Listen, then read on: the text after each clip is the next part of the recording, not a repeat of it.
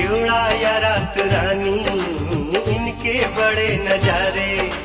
सूरजमुखी के जैसा कोई फूल नहीं है, सूरजमुखी के जैसा कोई फूल नहीं है। इतना प्यारा कमल भी माँ को पसंद नहीं है। क्यों माँ को पसंद नहीं है रे मालन, तू ही बता दे रे मालन, तू ही बता दे।